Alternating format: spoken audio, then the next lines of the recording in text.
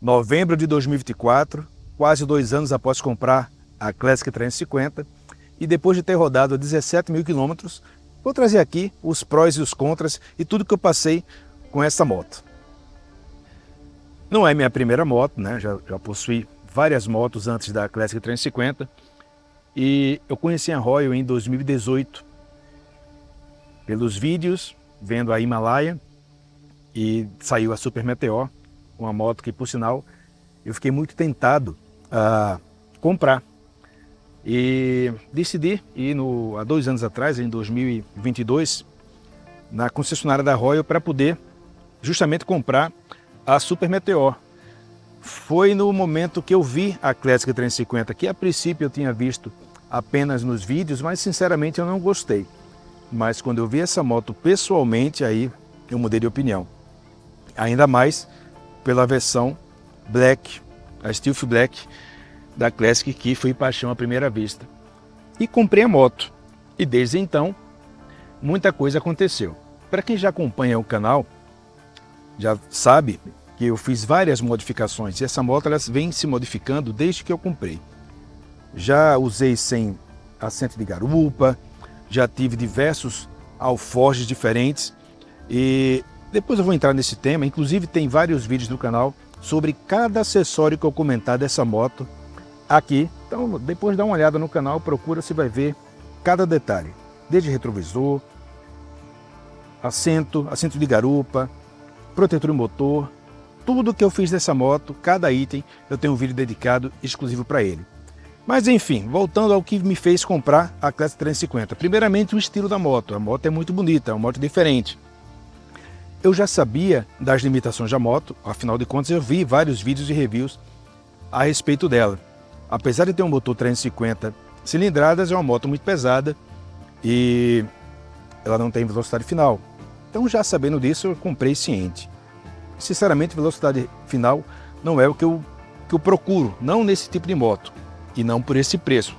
Esse é um ponto importante a deixar claro.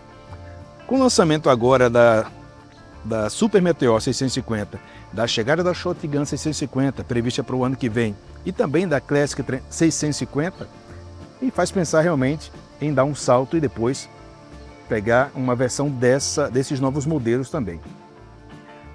Eu viajo com essa moto, eu uso ela diariamente para trabalhar, tá? Todos os dias eu vou trabalhar com essa moto e finais de semana eu faço os meus passeios.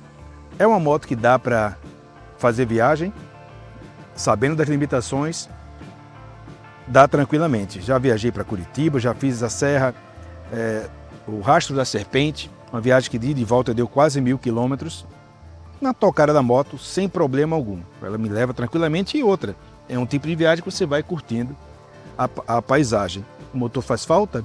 Em determinados momentos sim. Principalmente em rodovias, quando você necessita fazer uma ultrapassagem. Mas sabendo lidar com esses problemas, a moto realmente é uma delícia. Todos os itens dessa moto eu tenho um vídeo dedicado para eles no canal. E muita gente me pergunta, cadê os links? Então, eu observo que muitas pessoas não sabem, quando assistem os vídeos pelo celular, saber onde estão os links. Então, eu faço o seguinte, ó, olhando aqui do lado, no seu celular, descrição não é título de vídeo. Então, a descrição fica abaixo do vídeo. Então, basta você clicar aqui abaixo do vídeo em mais, essa aba vai se expandir, e clicando em mais novamente, você consegue aqui ver todos os links e todo o resumo dito no vídeo. E abaixo disso é que vem os comentários, beleza? E nesses 2 anos, muita coisa aconteceu. Será que eu tive problemas com a moto? Será que foi só alegria? E eu fui um privilegiado, né? Claro, qualquer moto, qualquer produto mecânico, ele está sujeito a ter problemas. Isso não ocorre só com Royal, ocorre com qualquer marca, com Honda, com Yamaha, com Harley, com qualquer marca. E meus problemas foram mínimos e a maioria deles eu mesmo resolvi. Um problema que eu tive com essa moto, e a princípio eu comecei a pensar que foi freio, eu fiquei com este pedal aqui, ó, de freio muito duro. E a princípio eu comecei a imaginar que era o burrinho de freio ou minhas pastilhas que tivessem chegado ao final. Tentei marcar na Royal, né?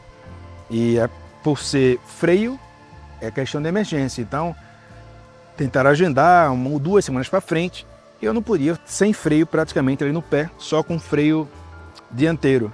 E levei para um mecânico aqui na cidade, eu moro aqui em Limeira, e simplesmente vocês não vão acreditar. Era apenas acúmulo de sujeira nesse eixo aqui, ó. Nesse eixo aqui. O mecânico me falou que tem uma graxa aqui e com tinta. Então, com o tempo, andando todos os dias, acumulou muita sujeira e ficou engripado. Ele desmontou, tirou a sujeira, engraxou novamente, acabou o problema. Então, esse realmente foi o meu problema sério com essa moto.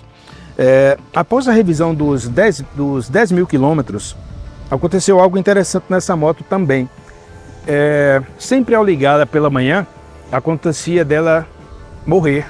Eu saía com ela andando e quando freava a moto, ela morria. Isso nos primeiros 2, 3 minutos de uso.